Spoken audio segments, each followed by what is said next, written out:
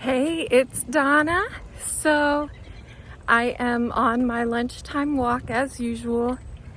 Today I am having, I don't know, a somewhat harder time than usual. I don't know how to describe it. I'm kind of tired of things, but I have not given in. I'm not planning to give in. And that's kind of what I wanted to talk about, because for some people, they use a cheat day or a cheat meal. A cheat day is usually 1 day per week where you don't have to follow your diet rules. A cheat meal would be, one meal that doesn't go with your diet meal, your diet rules, and it's also usually once a week. I did think about doing that, and actually, in a way, I give myself permission to do that if I am gonna go out to dinner. I give myself permission to cheat, but I do try not to cheat. Anyway, so I was looking up whether that's considered appropriate, if that's considered okay. And there are a lot of fitness people who do that. They're into it, but fitness people are usually quite fit. They're not worried about losing. They're worried about maintaining, and they're being active. I mean, it's in the name, fitness, right? A fitness enthusiast, a professional trainer, all of those people. But still, a lot of other people are trying to decide whether to do that or not, and a lot of people do.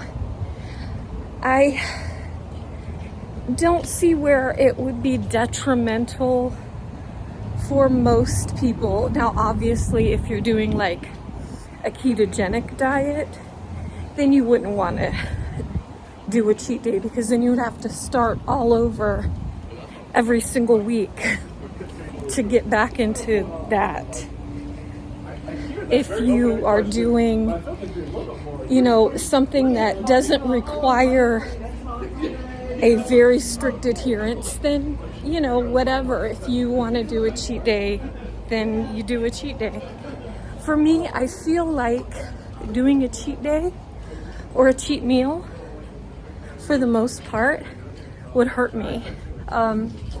It would make me go, well, that chocolate cake tasted so good, or, oh, those stuffed mushrooms were so delicious, and I would start craving them and wanting them, and then I don't see it, at least at this point in my personal journey. But for some people, maybe you feel like that's a good idea for you. Maybe you feel like that would be the thing to help you out. If you knew that you had 1 meal per week or 1 day per week where you would be allowed to eat that food that you really wish you could have, then you would be able to hold off until that meal or that day. I think another thing that people can do, it's something that I did last night. So at night I want nosh, and so I made myself a protein drink last night. It's almond milk and protein powder, and I added some frozen strawberries and bananas in, and it gives it sort of like a, oh, you're having a treat.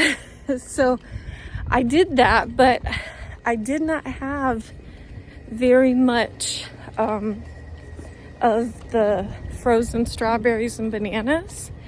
So I took, it was like not even a quarter of a cup, maybe an eighth of a cup, maybe somewhere in between that, of some chocolate ice cream. and I added that to my drink. I put it in my food journal, so I was still aware of and tracking my calories. I checked the calories before I added it to see if I was gonna do that. So I stayed within my calories for the day. I did have more sugar than I wanted with both the ice cream and the fruit, but I still actually stayed within what was considered healthy or whatever. So that was my little way of kind of cheating without cheating, kind of having a treat that was still gonna keep me okay. It was still gonna keep me in line with my diet. So not maybe not a cheat meal, but a cheat bite. And maybe that's something people do too. You know, you want chocolate, you have a bite. You want the stuffed mushrooms, you have a stuffed mushroom or half of a stuffed mushroom or whatever. That's a thing you can do as well. So what is it that you do?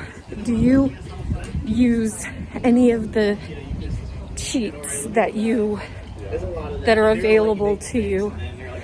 Do you not use them because maybe you would consider them to be detrimental?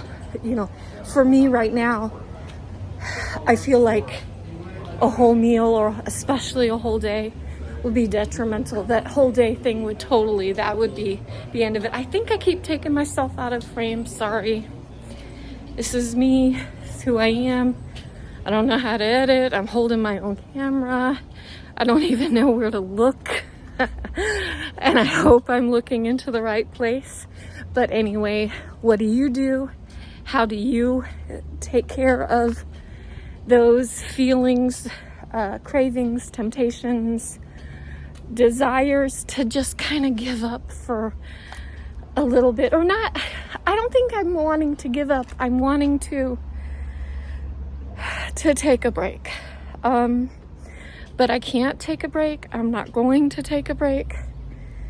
I can't not complete this journey. I have to keep it up. And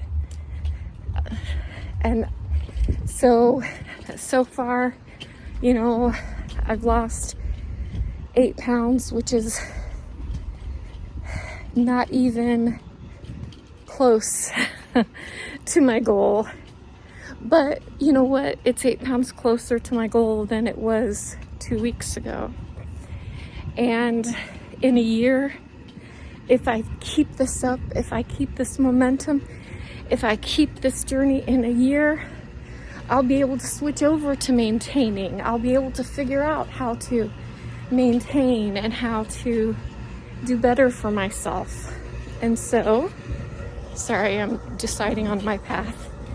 And so I'm gonna keep it up, and I'm gonna continue to try.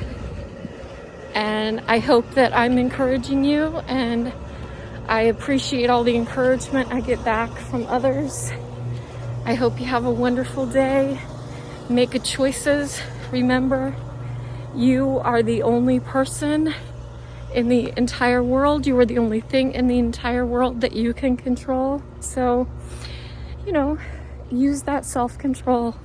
Go for it.